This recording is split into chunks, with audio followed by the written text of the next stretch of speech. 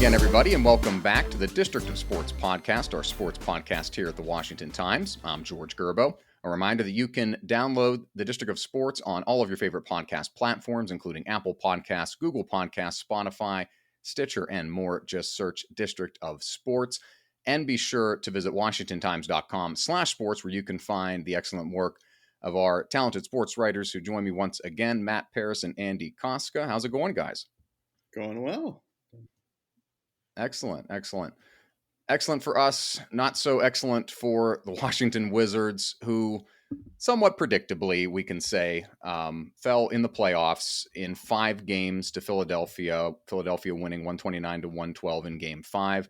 Kudos to the Wizards. They were able to pull out a victory in Game 4. Part of that coming due to a meniscus tear in the knee of Joel Embiid, whose status in the next series that the Sixers will play against the Hawks is still a little bit uncertain and up in the air, but Philadelphia does move on for the time being. Matt, you were there in Philadelphia for Game 5. It's a team that, between injuries and other bumps along the road, they still, it was a team that didn't quit. They still played like they had a chance to come back. And in this modern NBA where you can get on a 13-4 run just like that, it's definitely plausible. But Philadelphia was still too much over the course of the series for Washington to overcome. Yeah, I completely agree. I mean, I think what we saw with the series is that the 76ers kind of exposed flaws on the Wizards roster. I mean, flaws we knew that were there, but you look at their lack of size on the perimeter, especially. They just had really no one to guard Tobias Harris or Ben Simmons, like the both of them. Rui Hachimura, he did actually a pretty good job on Ben Simmons, less so on Tobias Harris, but they were just pretty undersized. Philadelphia was a really great three-point shooting team in that series, and Washington just didn't really have the firepower to keep up. So Bradley Beal had a great series. He played really well. Westbrook was a bit up and down, but he gave that usual intensity, and so they just need better supporting pieces around them because you look at their young guys. Hachimura, he had a nice series overall. I mean, especially his Game 4. He was probably the reason they won that game. And then Gafford was a bit up and down, but he played well once he started just starting. And Denny Avdia obviously didn't play because he was injured. So, they still need to add a couple more pieces. They're in this weird spot now where you bring Coach Scott Brooks back. Who knows? I mean, his contract is expired. General Manager Tommy Shepard said Thursday that they were still making that decision. And then they're going to have a big decision with Bradley Beal. He's going to be entering his last year of his contract.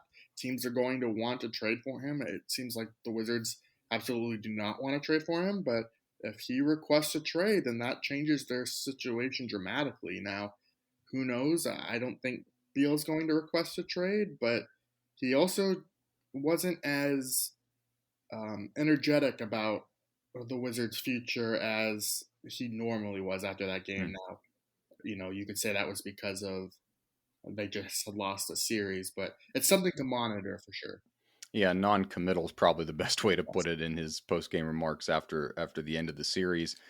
Andy, that's a good transition point. I'm going to put you in the unenviable spot of team owner Ted Leonsis, and how would you manage this leadership for the Wizards, where you've got, as Matt mentioned, Scott Brooks at the end of his deal. So it's either you retain him, find somebody else. Tommy Shepard is up in the air whether or not he wants to continue, or that Leonsis would even want him to. And not too the Beal thing is the biggest cloud hanging over, not too much otherwise in the way of free agency, where you've got Robin Lopez, Alu Neto, and Ish Smith, among a few other people that are free agents and their deals are done, but nothing too major. You, of course, have Russ, and you've got Rui, and you'll have Denny coming back from injury. It really is a team that, Andy, just needs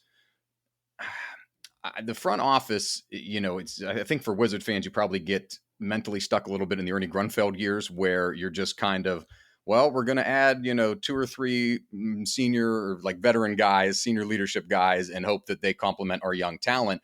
And this team really, they have the 15th overall pick in this year's draft. They haven't done the draft well at all. Hopefully, guys like Rui and Denny can change that, but they've got to start managing in terms of developing basketball talent and not have to go find guys from Europe and find guys that are unheralded. They need to start developing that from within and bringing in younger people to complement this all-star core that you have. Yeah, I mean, these guys are young. Like, I think it's kind of easy to forget like how young these guys are. And Scott Brooks said it after Game 4. Like, he always wants, like, maybe he's sometimes a victim of like, hey, I want these guys to be 27 with playoff runs like already under their belt. And it's like, yeah, that's not the way it's going to be. If this thing is going to kind of come together, they're going to need to trust. I don't want to say trust the process because they just played Philly, but they're going to need to trust that eventually these guys are going to get to that point. And you just hope, I guess, that they hope that the intersection is still with Beal in his prime, and these young guys are going to kind of, whatever it is, maybe they learn a little bit more post moves, or like they're a little bit more physical. They add some pounds. I think Gafford wants to add some weight. Like it'll come though, and I think like that's just the symptom of being young, and it's not everyone is Zion Williamson immediately. And we saw it with the John Wall trade, where it's a leadership team that's moved not only the face of the franchise, but also a guy who was so ingrained in the community in DC. And it kind of was, I don't want to say mixed reaction, but just kind of like, oh man, that kind of hurts. We kind of saw it coming. We're going to miss him type of guy. But you bring in a guy like Westbrook, and in my opinion, incrementally, it moves the team to a slightly better level. Are they going to contend for a championship anytime soon? No. But it was a move that I thought as pretty as break even as you can get, where it makes sense for both at the time the Rockets and the Wizards, at least in terms of money and in terms of new scenery for both players. So is Tommy Shepard, Matt, the guy that is going to make a move like that again to try and get this team a piece where I see, just as I'm watching these playoffs, like a guy like Tim Hardaway Jr. seems like he'd be a good fit for the Wizards. They need to acquire somebody that is young and has some development potential that has demonstrated something in this league, as opposed to always starting from square one for Washington, I think, Matt. Yeah, no, I mean, I completely agree. I think you've seen Tommy Shepard be aggressive, and I think the most impressive thing about his tenure is not necessarily, I mean, the Westbrook trade, in retrospect, it seems like a no-brainer. You're swapping two of the worst contracts in the league, but you never knew how John Wall was going to come back from that injury. But I think you look at a move like Daniel Gafford, acquiring him at the trade deadline. He really changed the Wizards' season. He provided that lob threat.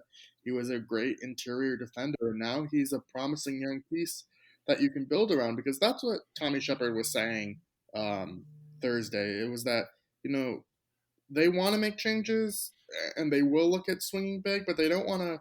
They don't want to make wholesale changes, and so they still want to build on the margins. Like that's a thing when Tommy Shepard took over from Ernie Grunfeld. Is it's like, all right, we need to get some young pieces in here. We need to kind of build them through like their way. And so the only thing I would push back about that against that is, the Wizards have a timeline problem. Bradley Beal's contract, and even Russell Westbrook, he's going to opt in after next season, but because he'd earn like $47 million. But the timeline of those two players of we need to get these guys in contention, they don't match with really the rest of the team. Now Beal is only 27, so he's still in his prime, to where those other young players, if he signs an extension, maybe they could start to do something here. But they still have a few more moves to make. And Tim Hardaway, that's a great type of signing that they need. They need that 3-and-D type of wing guy. Mm-hmm. Hardaway's really improved on defense, but I don't know if they'll be able to afford him. What's it going to cost? Yeah. Yeah, but to try and find that guy, and like on the margins in like a trade or something like that, like a guy like Kent Bazemore, that would be funny if they signed him after Beal, but I don't think that'll happen. But something like that, an inexpensive, like the problem with where the Wizards are at too is these 3-and-D guys are they're only going up in value because every team is realizing how valuable they are. So, Yeah. the Wizards' biggest weakness right now isn't easily solved. Got some decisions to make, and they've got some choices in terms of leadership. Russell Westbrook endorses Scott Brooks staying, saying he's done a hell of a job with the team and the program. Of course, they were together back in Oklahoma City. So we'll see what lies ahead for the Wizards. What lies ahead for the Nationals, unfortunately, is more issues in terms of pitching. And once again, unfortunately, it's Stephen Strasburg, placed on the 10-day injured list with a neck strain. Your lead, Andy, in today's paper with, if you get the print version or see it online, with kind of a nice collage of the different issues that Strasburg has had. I love the way you put it. It doesn't define his career, but they've played a role in his career. He rightfully so shook he's just going to be this injured guy and he's never going to live up to it. The World Series MVP and the way he performed in 2019 should shut that conversation up forever. But it's almost like you're looking at not potential necessarily, but how much more of a star he could have been without some of these issues, whether it was Tommy John, whether it was neck, whether it was a back strain. And this is just kind of this 10-day stint now on the IL is going to be the latest line in that story. Yeah, the thing with Strasburg, it's always like he lands on the 10-day IL. It used to be the 15-day disabled list, whatever it was.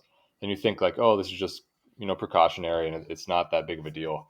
But in the back of your mind, you're always kind of wondering like what could this really be? Is this going to be something a little bit more long term than the Nationals are maybe implying at this point, which we don't know. Right now, it's a neck strain with a little bit of nerve irritation. Is that something that's going to be alleviated in a 10-day IL stint? I don't know. We'll kind of find out. But again, like, this has happened so frequently over his career that there is a little bit of a what if. What if he stayed healthy? That can be said about so many players, but Strasburg particularly, he comes out his rookie season 2010 was phenomenal. Then tears his UCL, Tommy John surgery. He was pretty healthy after that until he had 5 stints on the injury list between 2015 and 2016, including finished his 2016 season on the injury list. And he didn't pitch in that NLDS against the Dodgers in 2016 because he was out injured as well. Missed the 2012 playoffs because of a pitch limit based on Tommy John. So his history is lengthy, and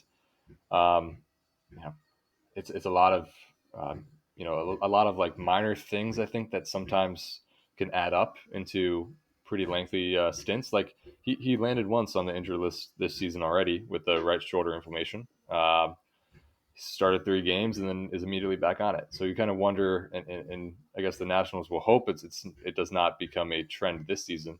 But you worry it might. But again, like you mentioned it before, the 2019 almost makes up for everything. The way that he was pretty dominant that 2019 regular season, and then in the postseason especially the World Series, he was pretty lights out, and he brought a title to Washington. So yeah, there's always going to be the question of what could he have been if he didn't tear his UCL as a rookie? What could have happened if he didn't have a back strain? A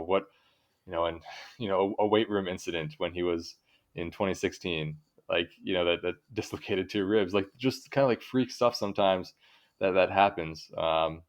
That add up, and it definitely has added up in his career, but it doesn't, it did not prevent him from having a pretty phenomenal 2019. Just a few days shy here next week of his 11th, the 11th anniversary of his major league debut, that magnificent performance against the Pirates where he struck out 14 Buccos. Somebody that is fortunately coming off of the injured list for Washington is Victor Robles, who was also on the IL for 10 games. In his debut, was 0 for 8 with 3 strikeouts in his first 3 games back. And it's somebody that they're going to need here at the right time. And we're not putting a lot on Victor, but to get him back up to speed would be great for the Nationals, who are a little bit mired here in we'll call it quote unquote last place in the National League East, but it is a logjam division where you're only 6 games out of the top spot and you're only 2 games out of second place, basically, with the way based kind of the win totals are deflated in baseball overall and specifically in the NL East.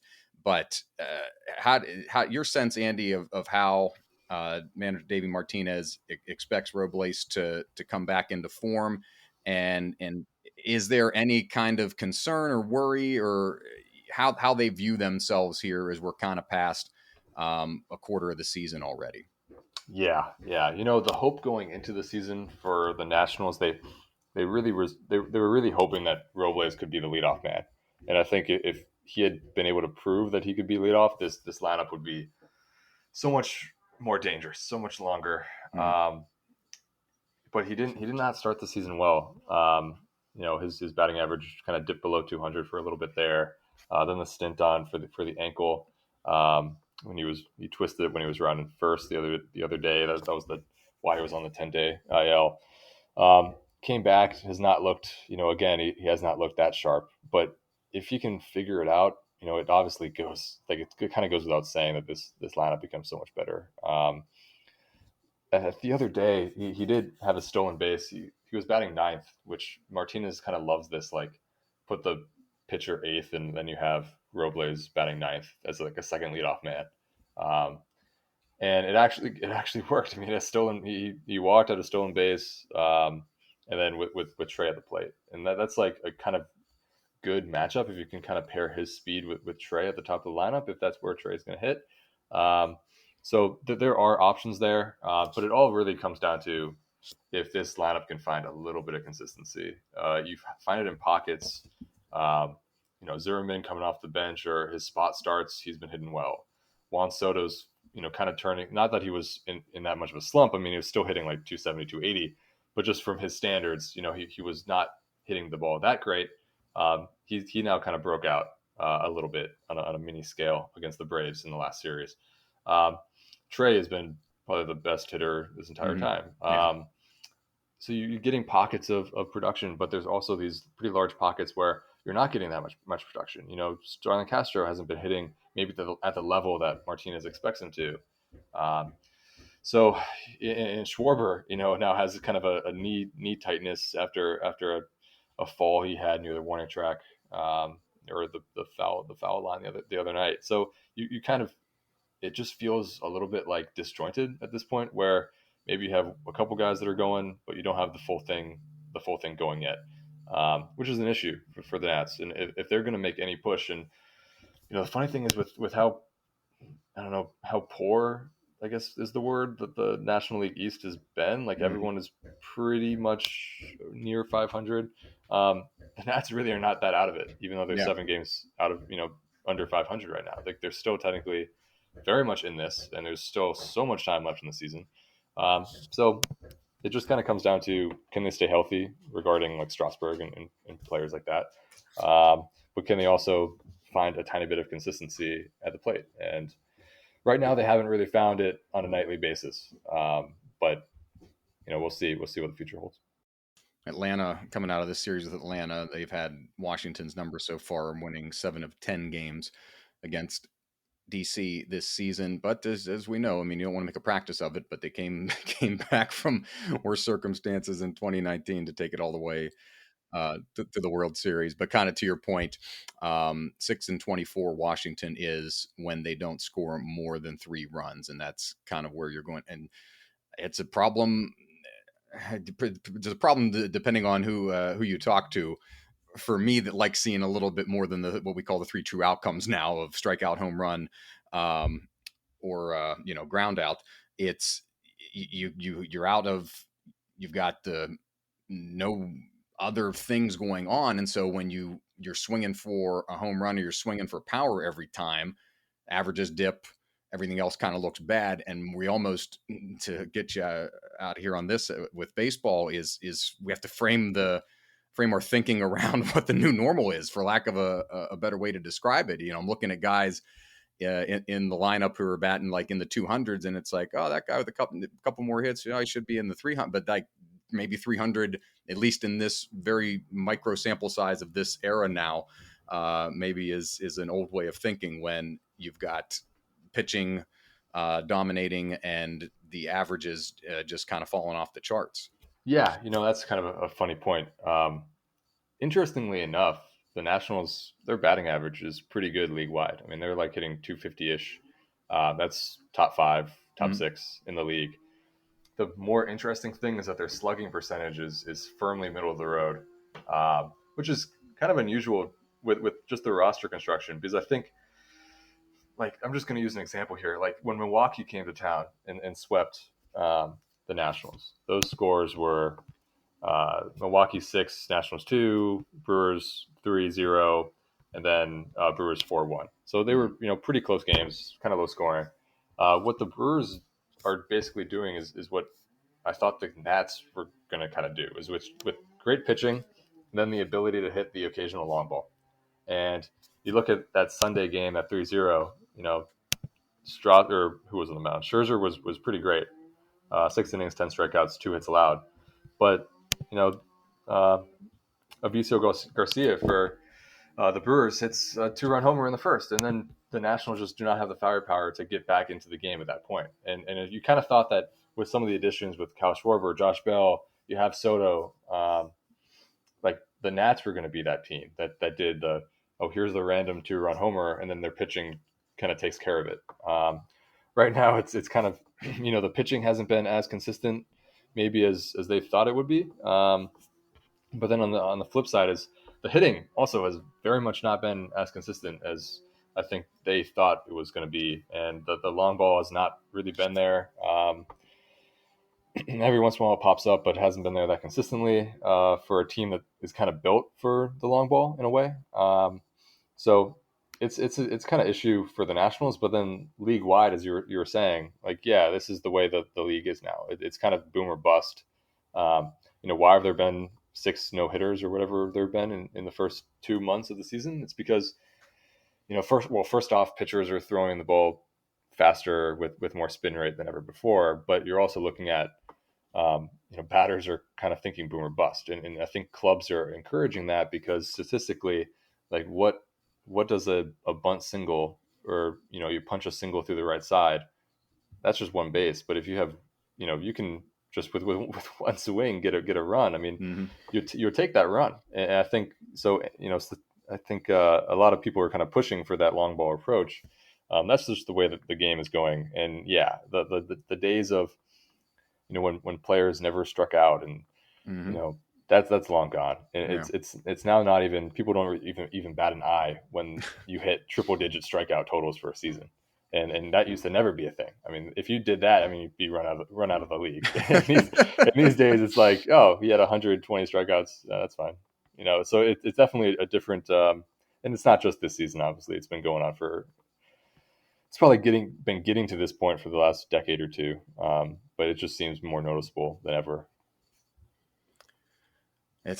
Maybe it's good in a way for the Nationals, where they don't have to worry about keeping up with the Joneses if the offensive totals are deflated. But they, of course, would like to get some more runs here and improve their standing. Still a long way to go for them, and not too deep of a hole to dig out of in the National League.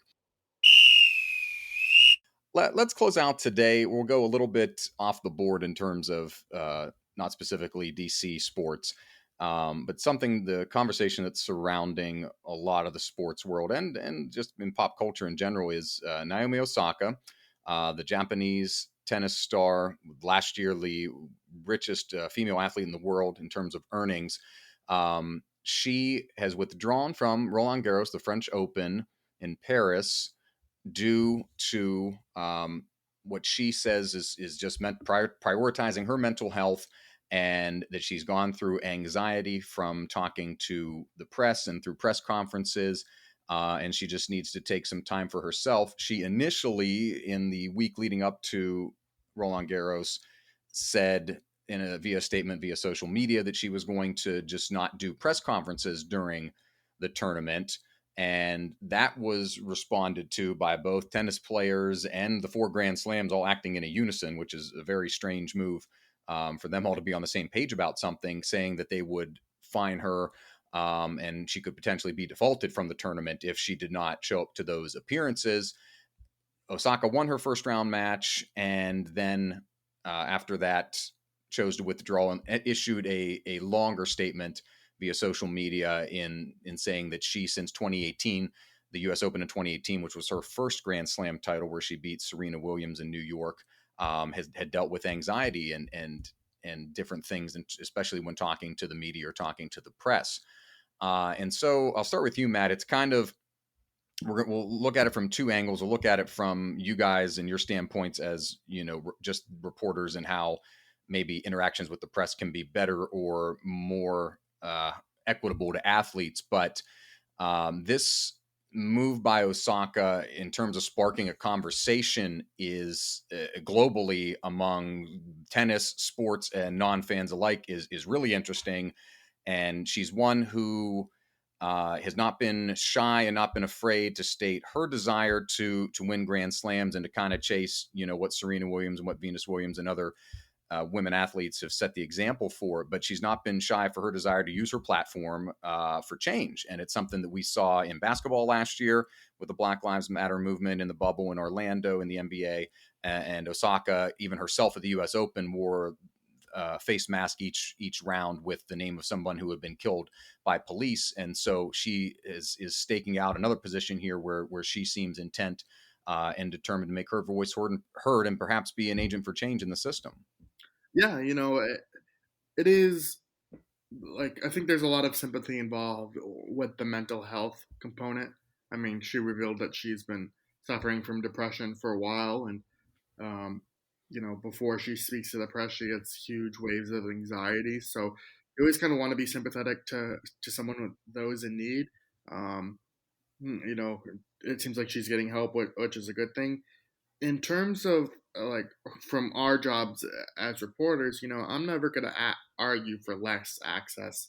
I think part of the problem here too is, you could say, like, there, in the press conference setting, there's not really that human connection that you would get with in person sort of thing. Like in the Zoom era, we're doing this all really over Zoom. There's really no in person stuff, so it's harder to form relationships with these types of people to get them to be more comfortable to open up a little bit more. I think when that happens, you can get for better stories, and the process is a lot smoother. And so you're not really seeing that as much in the Zoom era. But for tennis specifically, I mean, I don't cover tennis nearly as much as I do other sports. I've done it a few times, but at least speaking to some people who cover the sport regularly, it seems like tennis press conferences are a little bit different than your other four major sports. Like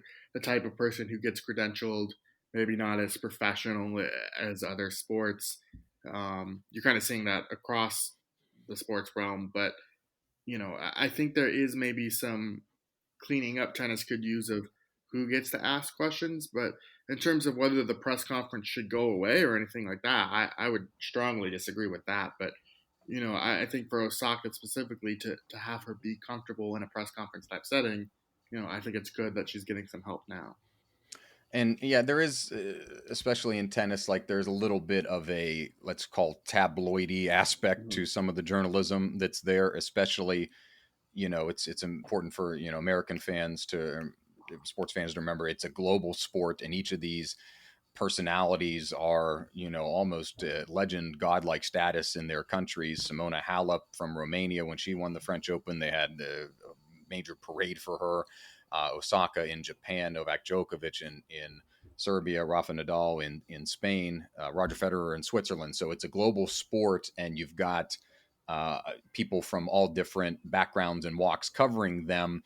Some not just in the traditional sports reporter mold. The one thing I'll play a little bit devil's advocate, and just kind of listening to some of the conversation around her with Naomi's withdrawal from the French Open. The second statement that she issued that was very detailed and specific and kind of with compassion, almost that should have been the first statement. If that's the first statement, I think everybody says, okay, I understand this. Let's try and work and find a way to better the situation. In her first statement, it was just kind of very simply, I'm not going to do press conferences due to mental health, and then just didn't expound on that. So, and understanding the fact that it can be a hard thing to articulate when you're under that kind of pressure.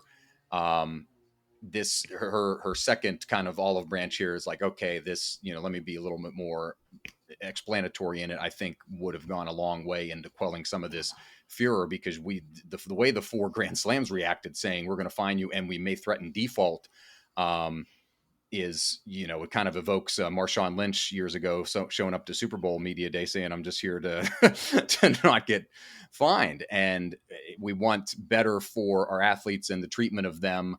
But we also want, Andy, to learn about them and engage in content. And it almost feels like, I don't know what a better way of a press to even the term like press conference, it evokes a table and a microphone and people sitting in chairs there kind of looking at you like almost in an auditorium style, which in many ways you guys have experienced. But I don't know what is, maybe you meet with different, in smaller pods where you answer, a couple of questions with 5 people, but then that's a longer process and they don't want longer processes. So I don't know what can be done to make the situation better, but it's kind of important to hear both sides of it, both from, the journalism and the access part, which helps athletes, especially in a sport like tennis as an individual sport, Andy, get, acclaim and fame and be able to spread their message, but also at the same time take into account the thoughts and the well-being of the athletes who are playing the sport. Yeah. Yeah. I just want to start with I never want to dismiss what Osaka is feeling. Like anxiety is a terrible thing.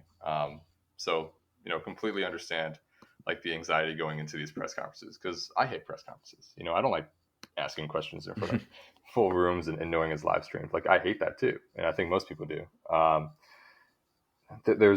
think it's almost too ingrained, maybe, the process of a press conference to actually get rid of it completely. Especially because the other way to go about it would be everyone can have a one-on-one, but then you're repeating the same questions, and it would take so long for the athletes. But I think maybe, part of it would be that teams and athletes and tournaments or whatever, they should maybe give more time to allow one-on-ones to the not to, I don't know, that might take a lot of time, but if they hide away people and they say, oh, you can only talk to them in a press conference setting, people, or the athlete doesn't get a chance maybe to explain themselves as much as they want. Maybe they get anxious in front of a large crowd of, reporters and TV cameras or whatever it might be. The one-on-ones are so much more personal. They can be a lot more chill. An athlete might say something dumb and then has an immediate chance to kind of correct it and say oh, that's not what I meant, and whatever it might be. That the one-on-one setting or maybe small pause or scrums, I guess, those can be a lot more in maybe relaxing, I guess would be the term. So I think part of it comes down to teams, and I'm thinking of NFL, NHL, whatever it is, they need to be a little bit more willing for the stars to kind of get those one-on-one settings. And right now with the whole COVID protocols and stuff like that, it's over Zoom, which is even more, impersonal. Yeah, impersonal. It's terrible. If they can get back to open clubhouses and stuff like that, I think that helps everyone actually. It helps the reporters tell better stories. Helps us get a little bit more insight into what somebody's thinking. But it also allows the athlete to kind of tell their story the way they want to tell their story, and maybe not put it on blast, live streamed in a press conference. It's not the most inviting setting to tell your story.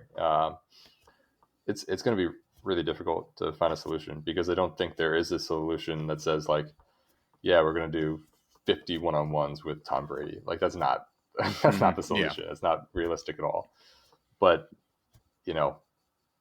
we also have to be cognizant that like anxiety is very real, and like I can get why somebody doesn't like talking in front of a room. So it's a tough thing to walk, and I don't think I have the answers, because Yeah. I'm not paid the big bucks to change the journalism industry yet. But there's definitely, there's going to be a debate about it for a while, and I think it's important maybe to be cognizant of what players are going through. And I think like a lot of it, for you guys locally, we'll call it in a normal circumstance, sans virtual or sans Zoom, where you can develop, if not a relationship with the players and the people in the organization, whether it be the media personnel that handle the players, you can at least, your face being seen in those parts goes a long way. Whereas in these kind of national global events, whether it be this or the Wimbledon or the French Open or the Olympics or what have you, you have people kind of helicopter in and they do their story and then they're out and you don't get to see them. And on them, I think kind of a honing of their questions to be a little bit more just less. Well, how do you feel? Why'd you play this bet? And specifically for Naomi at the French Open, she's she struggled there and has not made it out of the third round there. Whereas she's won Grand Slams multiple times now at the U.S. Open and at the Australian Open. But at the same time, I think it would go a long way for these kind of national reporters in any sport, whether it be tennis or even here locally, if the Capitals advance deep in the playoffs or the Wizards get deep in the playoffs, and then you start seeing some attention from other major media outlets, just to maybe before the season, just kind of just get, even if it's a note, kind of like old school, if you get just a personal, like a text or a message on Twitter, hey, I'm so-and-so, just, covering, might be covering your sport, have a good seat. Something like that, I think, can kind of go a long way in breaking the ice with the relationship between players and journalists. And as journalists, we are going to err on the side of, access and transparency, of course, but it does feel like there's some small, like personal things, touches that can be done there to make the relationship a little bit more cordial, I think. Yeah. I mean, you could be onto something there. Like you said, they don't pay us the big bucks yet to figure out journalism, but maybe we can, and then they'll pay us the big bucks. So that'll put a wrap on it for this edition of the District of Sports. Andy, let folks know what's ahead for you in terms of coverage and where they can find your work. Yeah, I mean, you can find me on WashingtonTimes.com/sports, I think it is.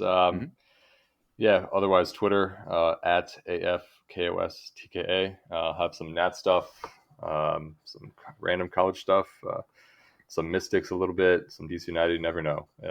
Just keeping it open.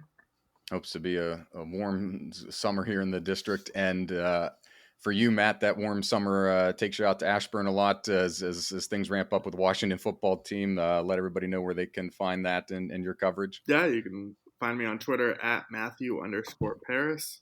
And, OTAs are in full swing, so I'll have a lot of stuff coming from that. And thanks for following along. Absolutely. And of course, follow and find the District of Sports podcast on your favorite podcast platforms. Just search District of Sports on Apple, Google, Stitcher, Amazon, and more. And visit WashingtonTimes.com/sports to find Andy and Matt's work, as well as all of our sports coverage online and in print. For Matt, for Andy, I'm George. Thanks, and we'll see you next time.